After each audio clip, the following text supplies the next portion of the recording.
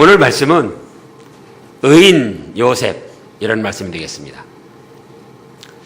하나님께서 이미 창세 때부터 하나님의 아들 예수님을 우리를 죄에서 구원하시기 위해서 이 땅에 보내시기로 예정을 하셨습니다. 그러면은 어차피 예수님을 이 땅에 보내주시는데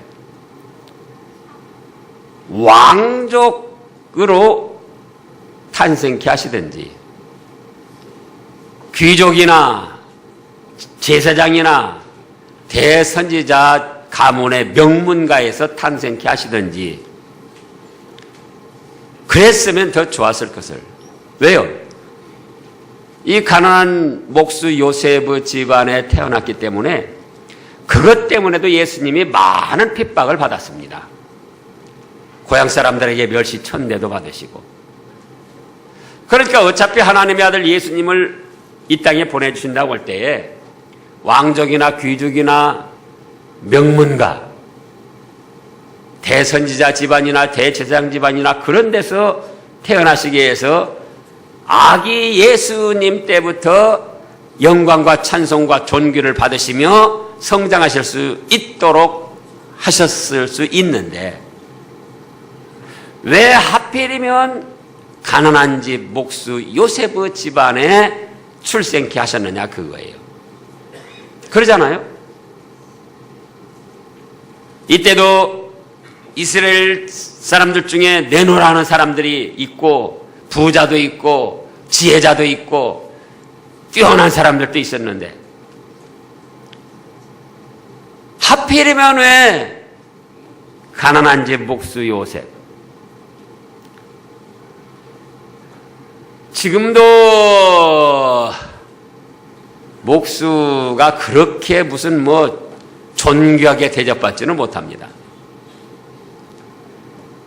그러면은 이때 당시 우리나라로 지금 2000년 전에면은 무슨 쟁이, 땜질하는 사람 땜쟁이, 오늘날은 기능사라고 높이 평가하지만은 땜쟁이, 또 목수 중에도 좀 큰 목수는 대목쟁이, 그러나 그냥 목수쟁이, 아주 이렇게 대우받지 못하는 그런 직업이었다 그거예요. 그런데 왜 그런 집안에 하나님의 아들 예수님을 탄생케 하셨느냐 그거예요. 한마디로 말씀하면은 오늘 19절 말씀을 보면은 요셉은 어떤 사람이라? 의로운 사람이었다 그랬습니다. 비록 가난한 집 목수 요셉이지만 요셉은 어떤 사람이었다고요? 의로운 사람이었다. 지금으로 말하면은 목수 이렇게 어려서부터 했으니까 학교 이렇게 어떤 공부도 제대로 못했습니다. 여행도 무슨 하고 무슨 여가를 즐기고 무슨 어떤 다른 면에서 뛰어난 건 없었어요. 그러나 비록 가난한 집 목수 요셉이지만 어떤 사람이었다고요? 의로운 사람이었다. 의롭다고 할 때는 하나님께서 옳다 인정하고 세워주시는 건데 하나님께서 옳다고 할 때는 믿음을 기본으로 하고 있습니다. 어떤 사람이 나 자신을 인정해 주지 않고 무시하는데 그런 사람을 옳다, 의롭다고 할 수가 없어요. 우리가 비록 뛰어나지 못하고 완전하지 못하지만 그래도 나라라는 사람을 인정해 주고 알아줄 때에 좋은 마음이 들어서 그 사람 좋게 생각하는 거지. 즉 왜 이 말씀을 하느냐.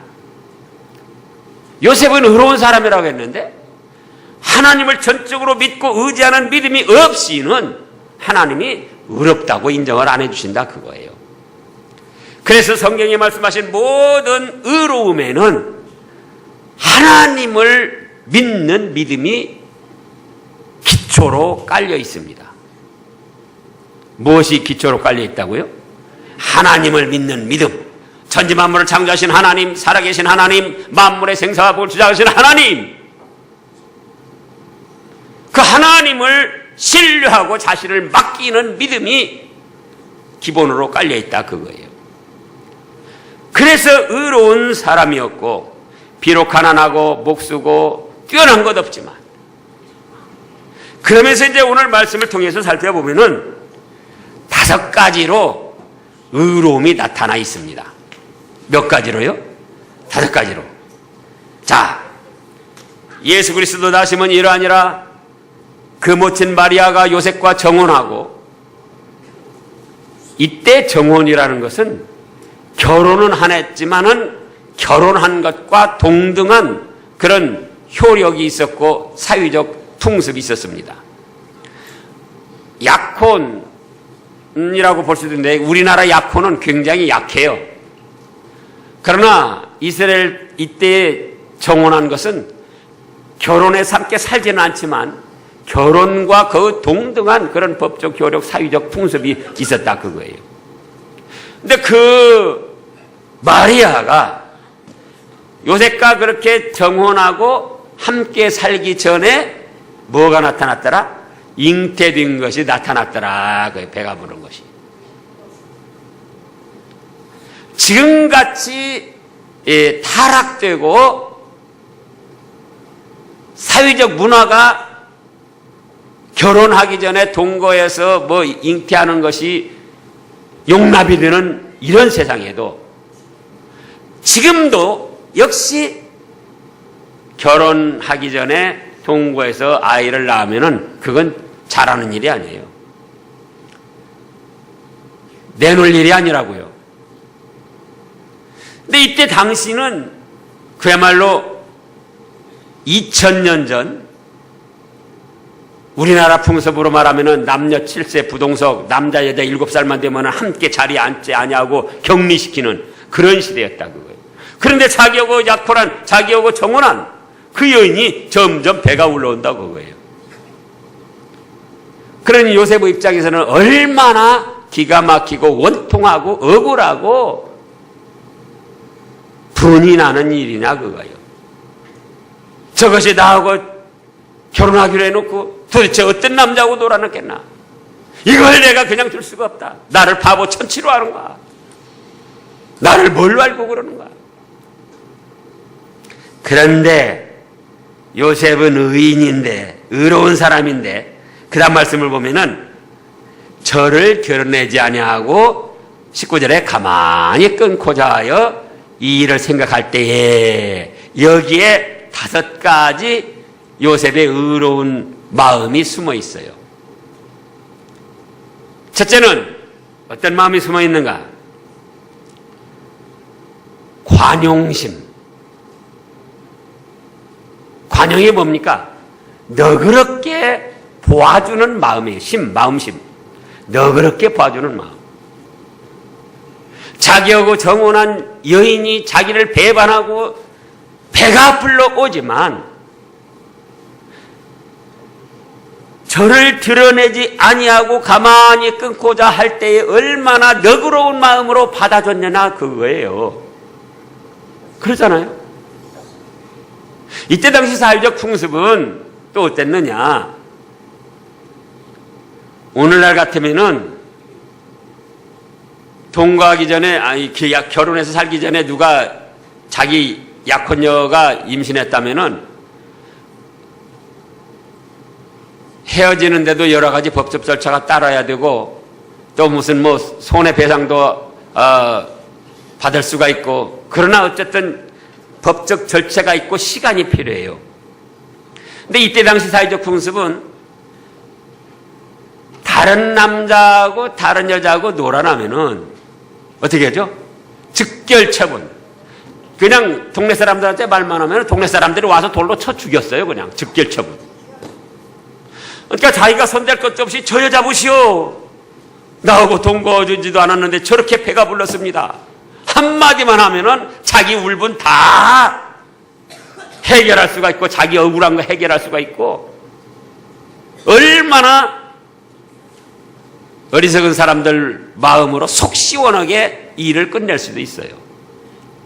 그런데 그 남편 요셉은 어떤 사람이라? 의로운 사람이라. 관용, 너그럽게 받아주는 마음이 있었다 그거예요. 나는 알지 못하지만 무슨 사연이 있겠지.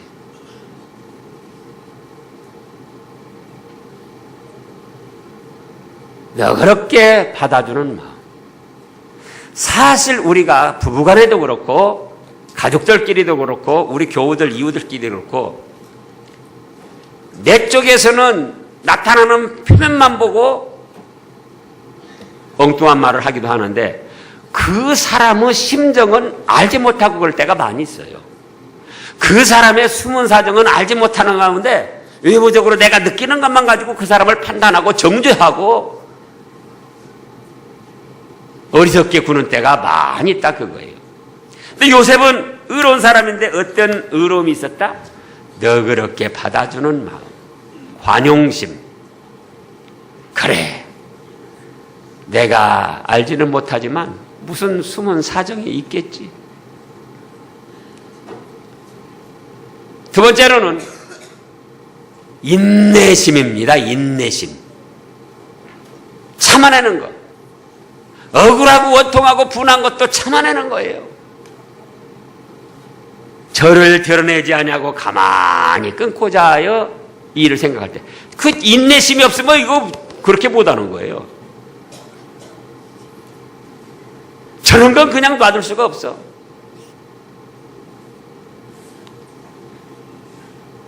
잘 참아내는 마음.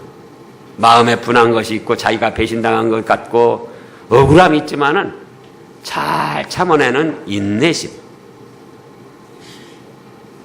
세 번째는 어떤 마음이 있었느냐? 용서심, 용서하는 마음.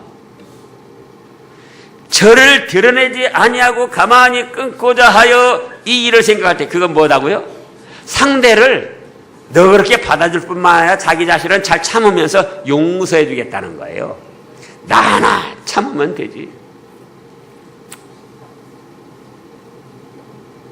나 하나 용서해 주면 되지. 나 하나 내가 덮어주면 되지.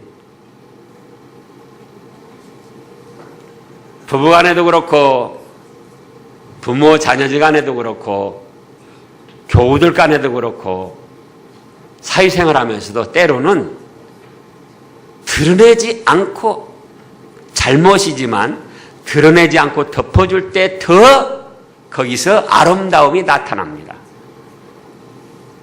여러분들 실제 가정생활에서나 어디서나 느껴봤을 거예요. 잘못된 것이 여러분 다 드러내야만 그것이 의로운 게 아니에요. 때로는 모르는 척 덮어줄 수도 있다. 용서해 줄 수도 있다. 그 다음에 네 번째로는 기도심입니다. 기도심. 기도하는 마음. 그 남편 요셉은 의로운 사람이라 저를 드러내지 아니하고 가만히 끊고자 하여 이 일을 생각할 때 이 일을 생각한다. 가만히 끊고자 하여 이 일을 생각할 때 요셉은 어떤 사람이다? 믿음의 사람이라 그거예요. 믿음의 사람이 그런 상황에서 가만히 끊고자 하면서 생각할 때 기도하지 않았겠느냐 그거예요. 그러잖아요. 하나님, 어찌해서 이런 일이 일어났습니까? 하나님. 하나님의 뜻을 살피면서 기도한 거예요. 다섯 번째, 마지막으로는 말씀심입니다. 말씀심. 말씀을 붙드는 마음. 말씀을 붙드는 마음. 이미 구약시대에도 원수도 사랑하라 하는 말씀이 있었어요. 구약시대에도. 율법에도. 또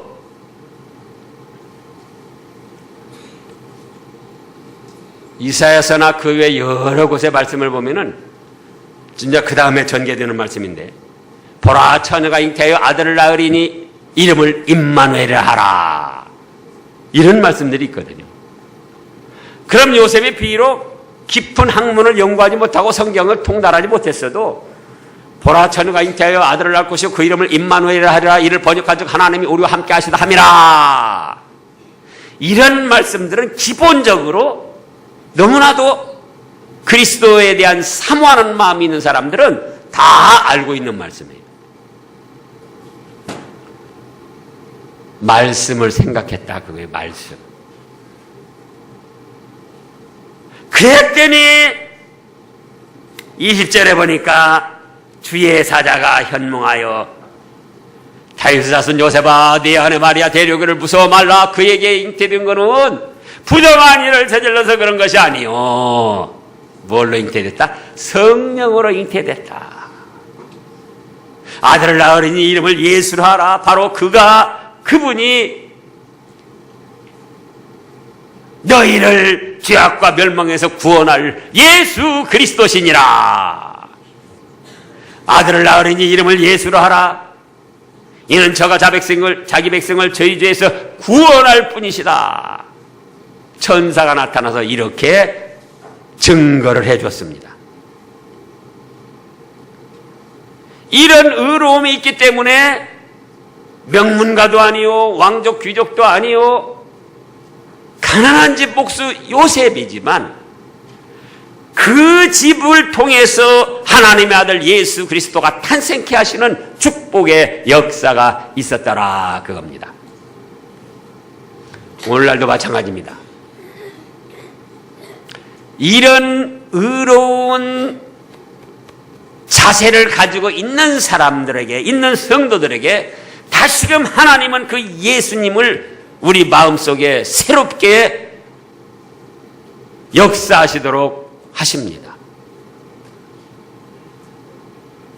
믿음은 기본으로 하고 그 다음에 5가지 무슨 마음이요? 관용심. 좀 너그러워지자고요. 예? 밴댕이 속같이 그렇게 꾀죄죄 해가지고 사소한 것들 가지고 울고 불고 하지 말고 이러고 저러고 흠잡고 비방하지 말고 부부간에건 사회에서건 교회에서건 무슨 마음을 갖자고요? 좀 너그러워지자 그 말이 너그럽게 받아주는 마음. 우리가 이 마태복음 1장 18절 21절 말씀을 해마다 이 절기에 한 번씩 증거가 됩니다. 그런데 과연 우리 마음은 얼마나 좀 너그러워지고 있느냐 그거예요. 예? 명문가도 아니고 왕족도 아니고 귀족도 아닌데 가난한 집 목수 요셉에게 하나님의 아들 예수 그리스도가 탄생케 하시는 영광과 축복을 얻게 됐는데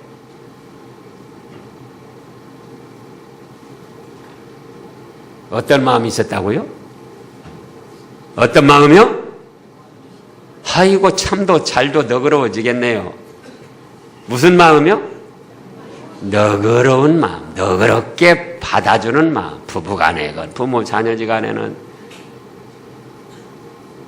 말 한마디 한 거 가지고 그거 가지고 그렇게 문제 삼고 서로 감정 상하지 말고 너그럽게 받아주는 마음. 또 그 다음에는요, 인내심. 좀 참자고요. 성경의 사상을 보면은 실제 말씀으로도 그렇고 누가 복이 있다고 그랬죠? 참는 자가 복이 있다고 그랬어요. 터뜨리고 폭발하는 자가 복이 있다고 한 것이 아니고 내 맘대로 하는 자가 복이 있다고 한 것이 아니고 참는 자. 사랑의 열매 중에도 사랑은 오래 참고 성령의 9가지 열매 중에도 오래 참고 인내. 또 하나님의 성품을 닮아가는데도 믿음의 벗, 믿음의 덕, 덕의 지식, 지식의 절제, 절제의 인내가 들어간단 말이에요. 인내가. 그래서 좀 참는 것이 바보가 아니고 참는 자가 복이 있다. 세 번째는 무슨 마음이요? 용서해 주는 마음. 용서해 주는 마음. 엄격히 말하면은 우리는 정죄할 권한이 없습니다. 정죄할 권한이 있다고 생각하면 누구를 잘못했다. 정죄할 권한이 있다고 생각하면 그 사람은 교만한 사람이에요. 그 자체가 교만한 사람이라고요.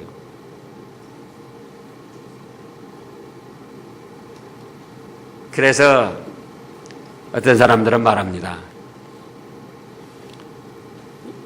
가정에서고 교회에서고 이 사회생활에서고 검사나 판사보다 변호사가 많아야 된다는 거예요. 뭐 잘못했다 판단하고 정죄하는 사람이 아니고 변호해 주는 사람. 네 번째는 뭐다고요? 기도심. 이런 일 저런 일 당했을 때 인간적으로만 막 해결해 보려고 동분서 주지 말고 하나님의 뜻을 살피면서 기도해 봐야지 돼요.